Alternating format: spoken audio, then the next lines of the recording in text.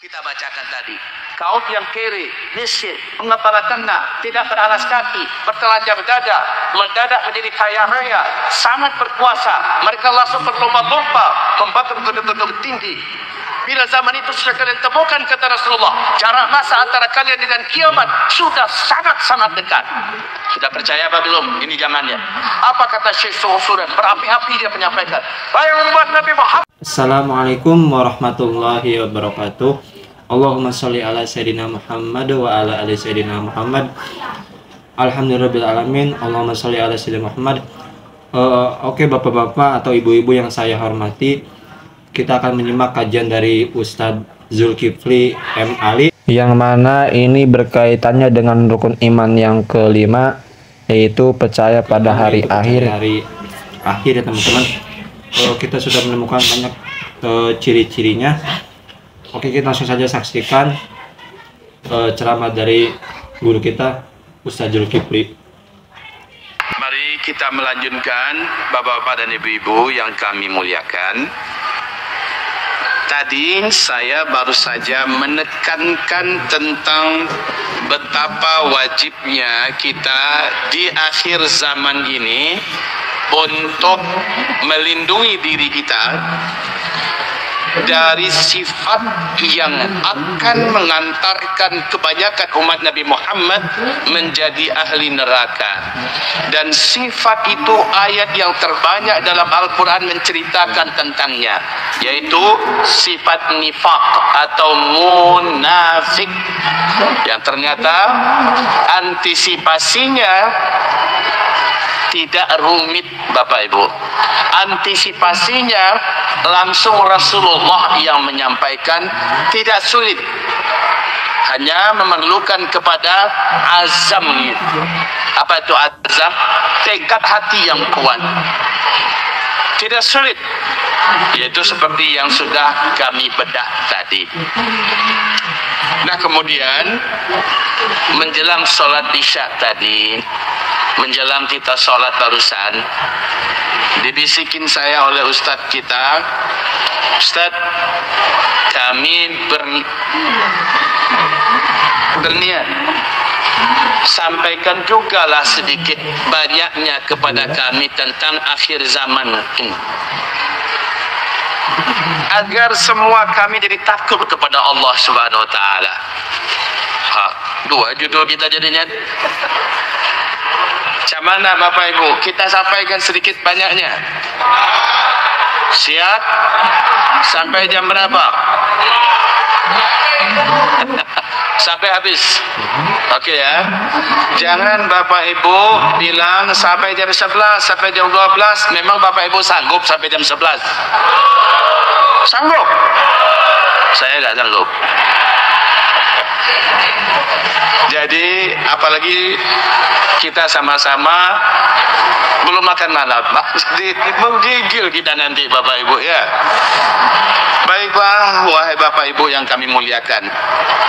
Sekarang saya akan ambil waktu lebih kurang tambahan setengah jam lagi untuk menekankan bahwa Bapak Ibu dan saya, kita semua, kitalah yang dimaksud oleh Nabi Muhammad dulu sebagai umat akhir zaman itu.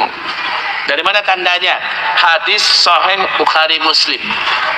Saat Nabi Muhammad ditanya oleh malaikat Jibril, saat itu Nabi sedang duduk dikelilingi oleh para sahabat-sahabat. Tiba-tiba datang malaikat Jibril yang menjelma dalam wujud seorang manusia yang sangat tampan dan bersih. Singkatnya, malaikat Jibril ini bertanya, kapan kiamat? Nabi berkata, saya tak tahu. Awas ya, kalau ada ustadz, kiai, buya atau siapa saja yang mengatakan kiamat terjadi pada tanggal anu, bulan anu, tahun anu, maka sepakat kita katakan dia pendusta, karena tidak ada yang tahu kapan kiamat itu. Nabi berkata, saya tak tahu. Tapi saat Nabi ditanya, ada nggak tanda-tandanya hai Muhammad? Kalau tanda-tanda itu sudah muncul, berarti kiamat sudah sangat-sangat dekat. Kata Nabi, ada. Maka dengan singkat Nabi langsung bercerita, antalidal amatu rabataha wa antaral hufatal 'alata li'arata li'asha yatatawaluna fil bunyan. Alhamdulillah. Apa artinya? Kalau engkau sudah menemukan suatu zaman, pada zaman itu kata Nabi, orang-orang yang sebelumnya miskin dan kere, mereka hanyalah sebatas penggembala ternak. Saking miskinnya, mereka tidak beralas kaki dan mereka bertelanjang dada. Tiba-tiba saja mereka mendadak menjadi kaya raya dan sangat berkuasa, lalu mereka saling berlomba-lomba dan berbangga-bangga membangun gedung-gedung tinggi. Awas, apabila zaman itu sudah engkau temukan, jarak masa antara engkau dengan kiamat sudah sangat-sangat dekat. Hadis sahih Bukhari Muslim. Di dalam hadis riwayat Imam Ahmad, Abdullah ibnu Abbas bertanya kepada Rasulullah, "Ya Rasul, siapakah yang engkau maksud? Kaum yang miskin, kere, penggembala ternak, tidak beralas kaki, bertelanjang dada, tiba-tiba mereka menjadi sangat kaya raya dan sangat berkuasa, lalu mereka saling berlomba-lomba dan berbangga-bangga membangun gedung-gedung yang tinggi. Wahai Rasulullah, siapa yang kau maksud bahwa bila zaman itu sudah kami temukan, maka kami dengan kiamat sudah sangat dekat? Siapa yang kau maksud ya Rasul?" Nabi menjawab, "Humul Arab." Mereka adalah bangsa Arab. Itu jawaban Rasulullah sallallahu alaihi wasallam. Tolong jawab wahai Bapak Ibu.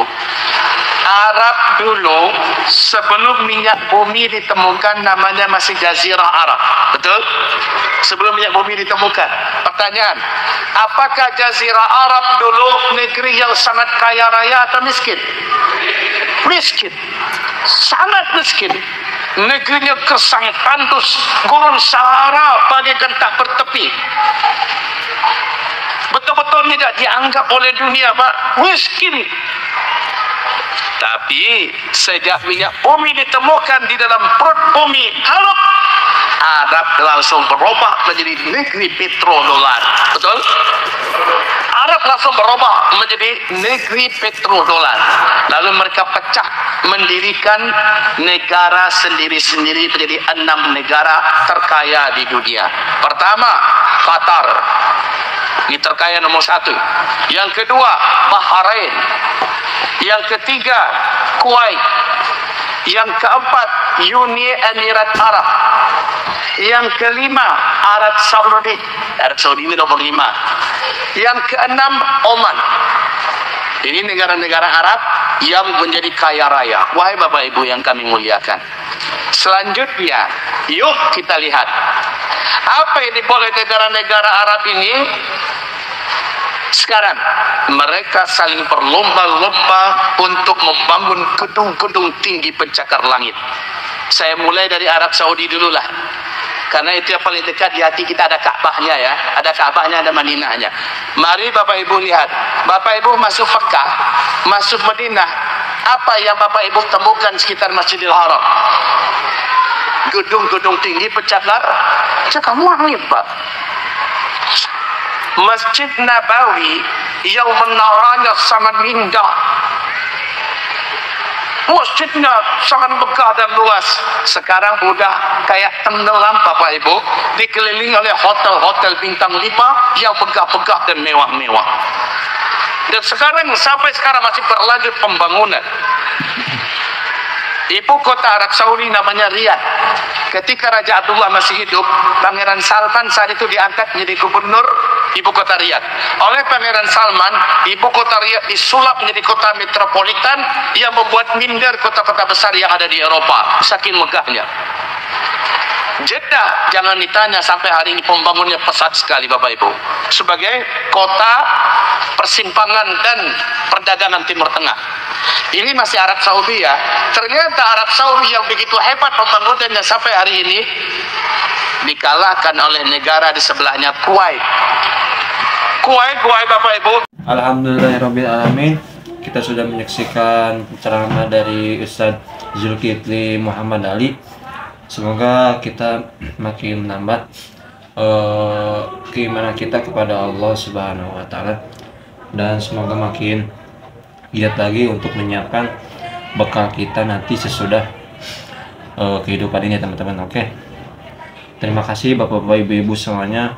Mohon maaf bila ada salah. Terima kasih. Assalamualaikum warahmatullahi wabarakatuh.